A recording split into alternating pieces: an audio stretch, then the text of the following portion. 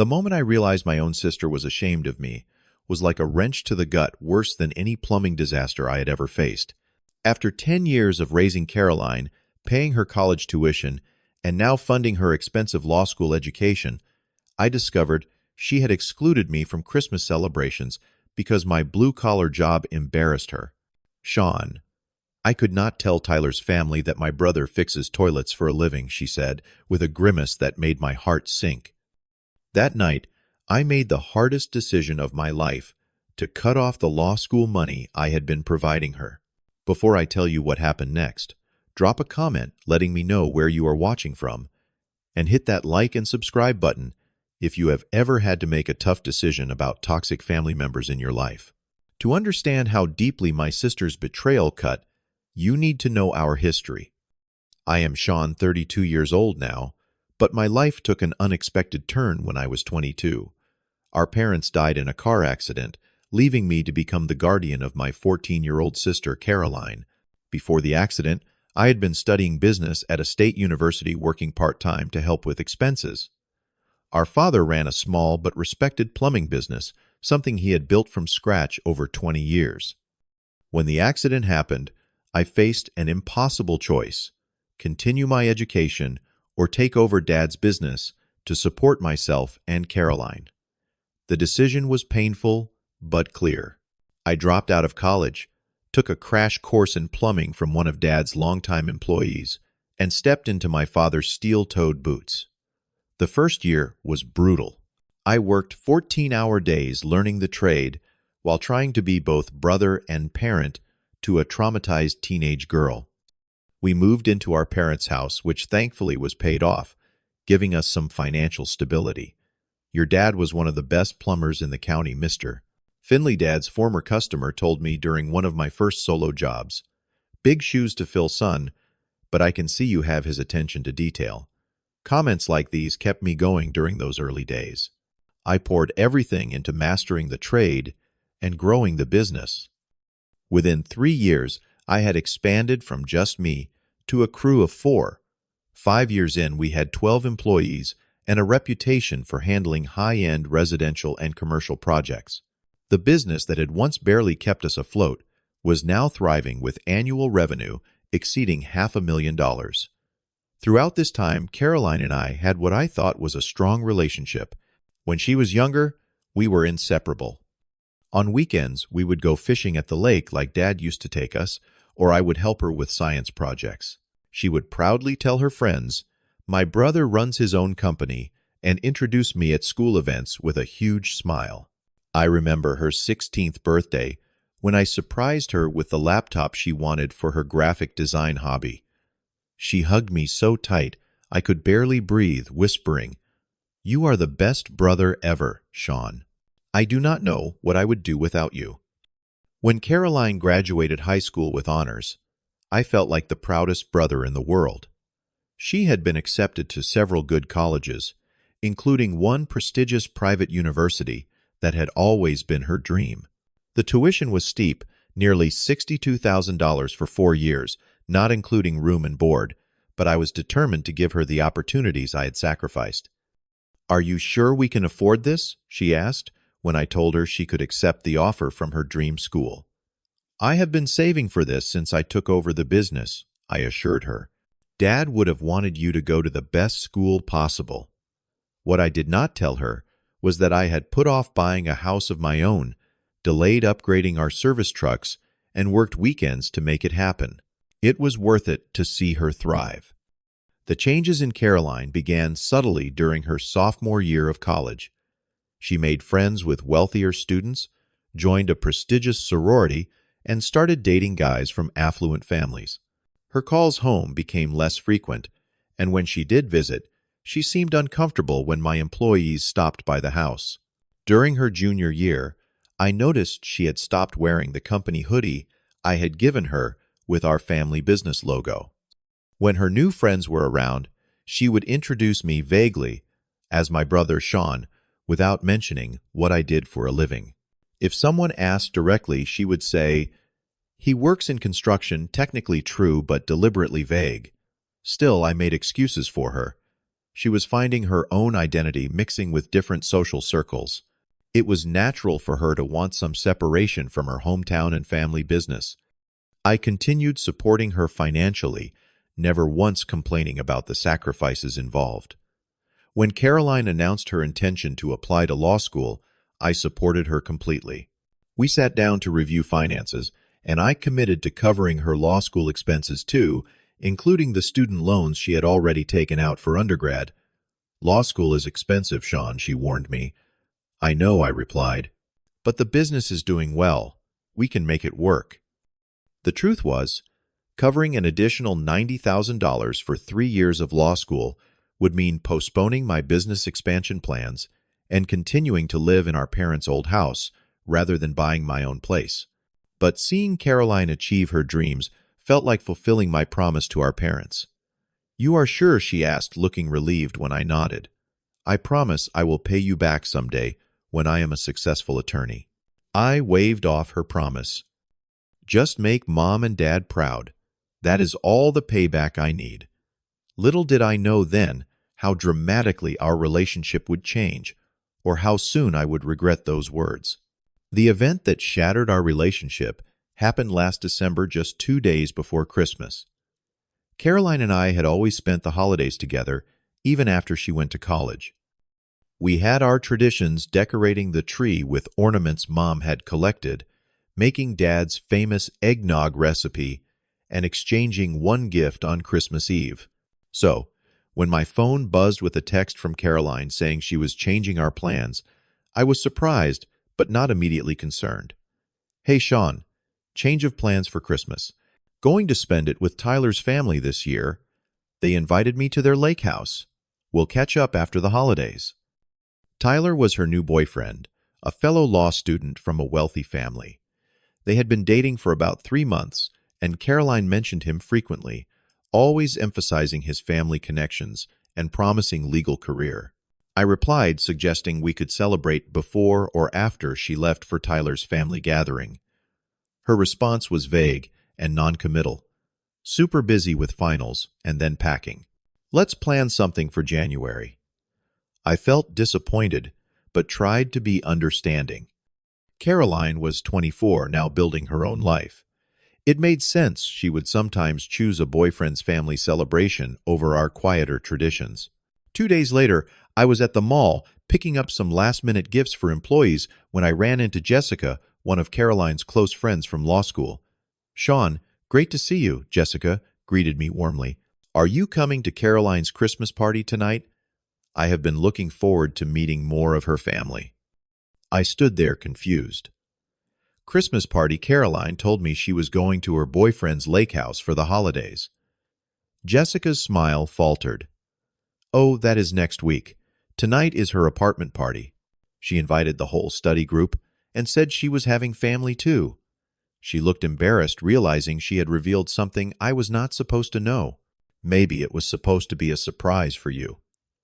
We both knew it was not a surprise. I thanked Jessica and left the mall, my mind racing. Caroline had lied to me, deliberately excluded me from a gathering where she had invited friends, even claiming family would be there. That evening, I drove to Caroline's apartment without calling first. Through her window, I could see a party in full swing. About 15 people were gathered in her small living room. I recognized several of her classmates, including a tall, well-dressed man I assumed was Tyler, who had his arm around my sister. I knocked firmly. When Caroline opened the door, her smile vanished. "Shaun, what are you doing here?" Her voice was pitched higher than normal, her eyes darting back to the party behind her. "I ran into Jessica at the mall," I said quietly. "She mentioned your Christmas party, the one you forgot to tell me about." Caroline stepped outside, pulling the door nearly closed behind her. "I was going to tell you, but I knew you would be busy with work. Too busy for Christmas with my only sister. The sister I have spent every Christmas with for the past 10 years. I kept my voice level despite the hurt churning inside me. "What is really going on, Caroline?" She shifted uncomfortably, avoiding my eyes. "It is just, well, Tyler is here and his parents are coming tomorrow. They are very particular about certain things. particular about what exactly I pressed, though I was beginning to understand. After several moments of uncomfortable silence, Caroline finally blurted out the truth. His family is all lawyers and doctors. Shaun, his dad is a federal judge. I could not tell them. My brother fixes toilets for a living. Okay, it would be humiliating. Her words hit me like a physical blow. Humiliating. The work that paid for your college, that is currently paying for your law school, that kept a roof over your head after mom and dad died. You do not understand, she hissed, glancing nervously at the door. This is important for my future. Tyler's family has connections to all the top firms in the city, and yes, I appreciate everything you have done, but that was your responsibility after mom and dad died. I deserve a chance at something better than what we came from. I stared at my sister, barely recognizing the person standing before me. The word responsibility echoed in my head, stripping all the sacrifice and love from what I had done. I see, I said finally. Well, I would not want to embarrass you in front of your important new friends. I turned to leave, then paused. Enjoy your Christmas, Caroline, and your law school. I hope it gives you everything you think you deserve. As I walked back to my truck, I heard her call my name, but I did not turn around. The sister I had raised, the one I thought I knew, would never have been ashamed of me, or the honest work I did to support us. That sister, it seemed, was gone. I spent that night wide awake replaying Caroline's words and examining our relationship from every angle. At 3 a.m, I pulled out our old family photo albums, studying pictures of us through the years, Caroline on my shoulders at the county fair, her high school graduation with me standing proudly beside her. The day she left for college, both of us teary-eyed but smiling. In each photo I saw a connection that I had thought was unbreakable. I remembered the promise I had made at our parents' funeral, holding 14-year-old Caroline's hand. I will always take care of you. We will get through this together. For 10 years, I had kept that promise. I had built a successful business from the foundation Dad left me. I had never complained about the long hours, the physical toll, or the financial strain. I had taken pride in providing Caroline with opportunities I never had. Around dawn, I moved to my home office and pulled out the financial records. The numbers were stark: $62,000 for her undergraduate education, $45,000 for the first year of law school, $90,000 more committed for the remaining 2 years. All from the earnings of the humiliating job she could not bring herself to mention to her boyfriend's family. I brewed a strong cup of coffee and opened my laptop. With clarity I had not felt in years, I composed an email to Caroline. Caroline, after considerable thought about our conversation last night, I have made a decision regarding your law school funding. Effective immediately, I will no longer be covering your tuition, housing, or other educational expenses. This is not a decision I make lightly or out of anger, though I cannot deny I am deeply hurt by your attitude toward me and the work I do. For 10 years, I have prioritized your needs and future above my own. I took over Dad's business not because it was my dream, but because it allowed me to keep my promise to take care of you. That same business, which you find so embarrassing, has provided you with a debt-free undergraduate education and a year of law school. It has kept food on our table and a roof over our heads. It has employed 12 people who support their own families through honest work. You have 3 months to secure alternative financing through student loans or other means. I will transfer your final support payment on January 1st, which should give you adequate time to make arrangements. I hope someday you will understand that a person's worth is not determined by their occupation or income, but by their character and how they treat others. Shaun, I read the email 3 times before sending it. Each time I questioned whether I was overreacting, whether I should give her another chance to explain or apologize, but the memory of her expression when she said, "fixes toilets," with such disdain hardened my resolve. The response came within minutes. A flurry of text messages ranging from anger to disbelief. You cannot be serious. This is cruel, and you know it. I have no way to pay for school without you. I was just stressed about meeting his parents. You are overreacting. I did not respond to any of them. An hour later, my phone rang. I let it go to voicemail. Caroline left a tearful message, her voice breaking as she begged me to reconsider, claiming she had not meant what she said, that she was proud of me, but just nervous about impressions. By afternoon, she had enlisted reinforcements. Our Aunt Marge called her voice stern. "Shaun, what is this about cutting Caroline off?" She is beside herself crying. I explained the situation as calmly as I could. Aunt Marge sighed. "I understand you are hurt, but she is your sister. Family forgives each other." "I have forgiven a lot over the years," I replied. But this was not just an insult. It showed me how she truly sees me and how little she values what I have done. Uncle Rob called next, taking a different approach. "She is young and stupid sometimes, Shaun. We all were at that age. Remember when you got caught riding in old man Peterson's car? Your dad forgave you.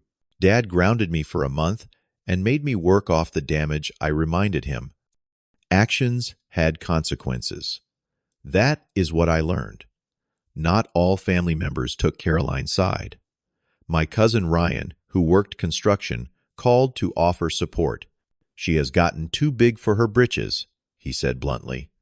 Last family reunion, she acted like she could barely be bothered to talk to any of us working folks.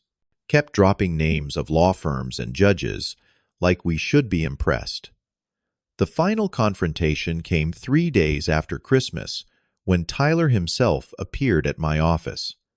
He wore an expensive suit and carried himself with the confidence of someone who had never doubted his place in the world. "Mr. Marshall, I am Tyler Harrington. I think we need to discuss Caroline's situation." I invited him in, curious to hear what approach he would take. "First, let me say, I admire what you have built here."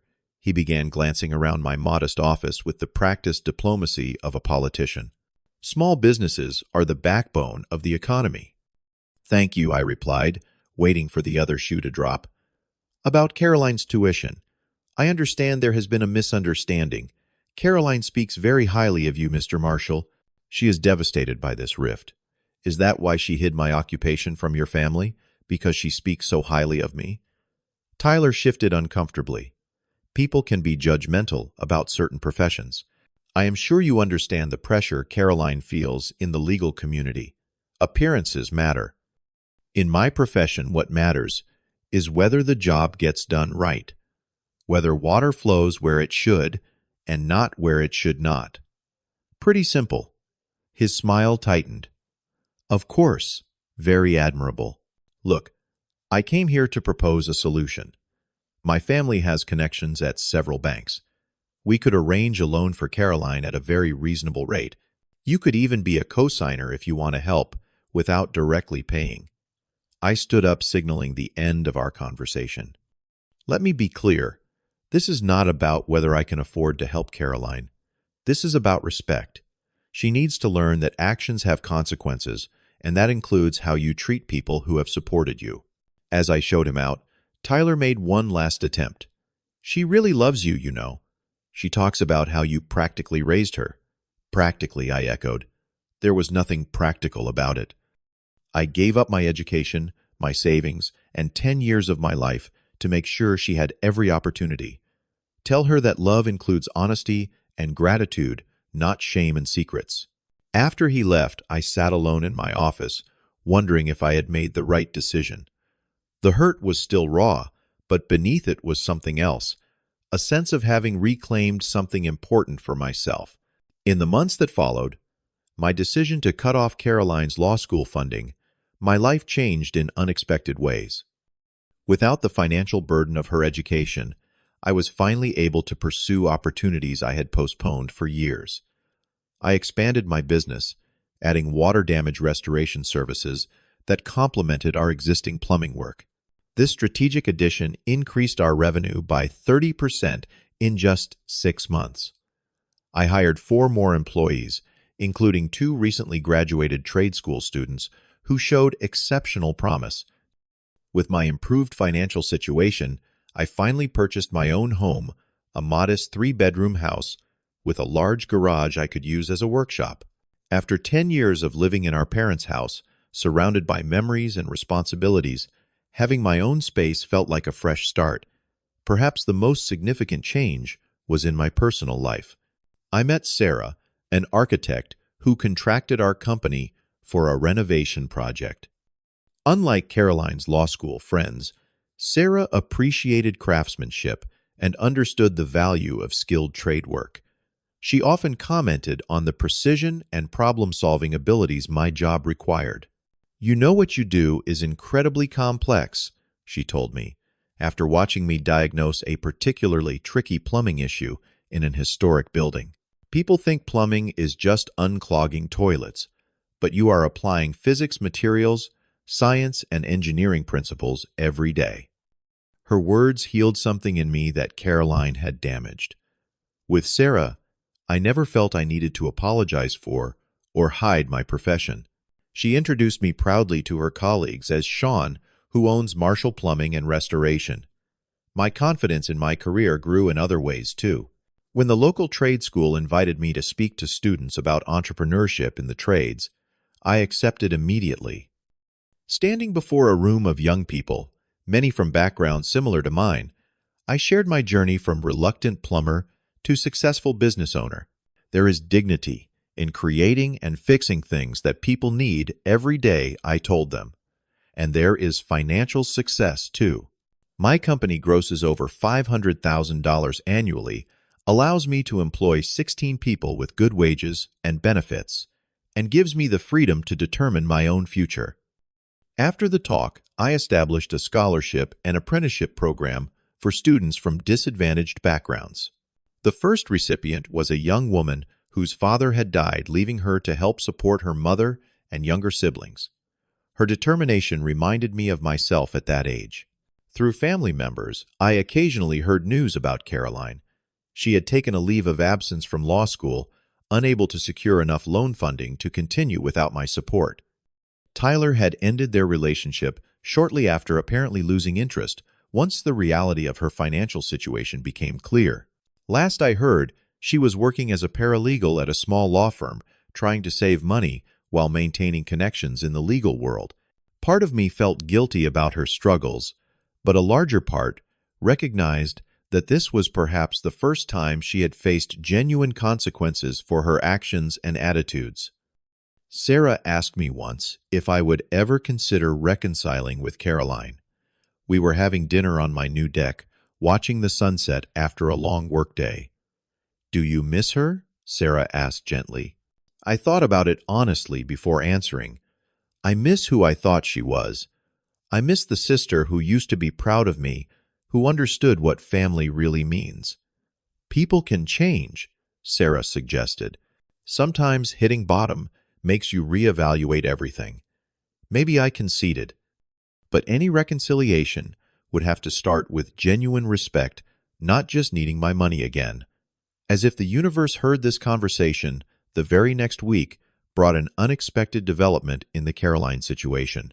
6 months after our Christmas confrontation, I was reviewing invoices in my office when my assistant knocked on the door. "Shaun, your sister is here. She does not have an appointment. Should I tell her you are busy?" My heart raced. Part of me wanted to avoid the confrontation, but I knew this moment had been inevitable. "Send her in," I said, straightening the papers on my desk. Caroline entered hesitantly. She looked different than I remembered, less polished. Her designer clothes had been replaced with a simple blouse and slacks. The confident posture she had cultivated in law school had given way to something more tentative. "Hello, Shaun," she said quietly, remaining near the door, as if unsure of her welcome. "Caroline," I acknowledged with a nod. "Have a seat." She sat across from me, hands clasped tightly in her lap. For a moment, neither of us spoke. The silence, filled with 10 years of shared history and 6 months of painful separation. "I am not here to ask for money," she began, her voice steadier than her appearance suggested. "I know that is what you are probably thinking." Honestly, I do not know what to think, I replied. This is the first time you have tried to contact me directly since January. Caroline nodded, accepting this truth. I was angry at first, then desperate, then just ashamed. She looked up, meeting my eyes for the first time. I am here to apologize. What I said at Christmas was inexcusable. I was so wrapped up in impressing Tyler and fitting into his world that I betrayed the one person who has always been there for me. I remained silent, waiting for her to continue, not yet ready to make this easy for her. Losing your financial support was devastating, but it was losing you that hurt the most, she continued. These past 6 months have been the hardest of my life, but also the most educational, more valuable than anything I learned in law school. What happened with law school? I asked, curious, despite my determination to remain detached. I took a leave of absence. Could not secure enough loans without a cosigner. And Tyler, she trailed off, a flush of embarrassment coloring her cheeks. Well, Tyler decided, I was not such a good investment once the judge-father situation was in jeopardy. Despite everything, I felt a flash of anger at this man who had discarded my sister when her status changed. I am working as a paralegal now, she continued. It actually pays decent money. I have got an apartment with 2 roommates. Nothing fancy, but it is mine, earned with my own work. There was a hint of pride in her voice that I had not heard in years, not since she had begun moving in more affluent circles. That is good, I said, meaning it. Real-world experience will serve you well if you go back to finish your degree. When I go back, she corrected. I am still determined to become an attorney, but I am doing it differently now. Part-time evening classes while I work during the day. It will take longer, but I will appreciate it more. We talked for nearly an hour. Caroline shared the harsh realities she had faced Tyler's abandonment friends, who disappeared when she could no longer participate in their expensive social activities, the humbling experience of apartment hunting on a paralegal's salary. The worst part was realizing how I had treated you, she admitted. I became exactly the kind of person I used to despise someone who judges others based on their job title instead of their character. As our conversation wound down, Caroline asked tentatively, Do you think we could have dinner sometime? Start rebuilding. I miss my brother. I considered her request carefully. The hurt had not disappeared, but seeing her genuine remorse and the steps she had taken to change her life resonated with me. Thursday nights would work, I offered finally. Sarah and I usually grab dinner at Miller's Pub around 7. Sarah, Caroline questioned. My girlfriend, I explained. She is an architect. We have been dating for a few months. Caroline smiled, the first genuine smile of our meeting. I would like to meet her. As Caroline prepared to leave, she paused at the door. I do not expect you to pay for law school again. That is not why I came. I just want my brother back in my life. One step at a time, I told her. Thursday dinner. We will start there. After she left, I sat reflecting on our conversation. The wound between us was beginning to heal, but the scar would always remain as a reminder of what we had nearly lost permanently. Over the next few months, our weekly dinners became a regular tradition. Caroline got along well with Sarah, who provided a balanced perspective on our family dynamics. When Caroline mentioned struggling to find affordable housing closer to her job, I helped her locate a reasonable apartment and assisted with the security deposit, not as a handout, but as a gesture of cautious reconciliation. The most important lesson I learned through this painful chapter was about the true meaning of support. Sometimes, the most loving thing you can do for someone is to let them experience the natural consequences of their actions. Caroline needed to understand the value of what she had taken for granted, and no amount of continued financial support would have taught her that lesson. Today, I run a thriving business I am genuinely proud of. I have a relationship with a woman who respects what I do. Most importantly, I have a sister who now understands that a person's worth is not determined by their job title or income, but by their integrity and how they treat others. Have you ever had to set difficult boundaries with family members who took you for granted? How did it change your relationship in the long run? Share your experience in the comments below. If this story resonated with you, please hit that like button and subscribe to the channel for more authentic stories about family dynamics and personal growth. Do not forget to share this video with someone who might be struggling with similar family challenges. Thank you for listening, and remember that sometimes the most difficult decisions lead to the most meaningful personal growth.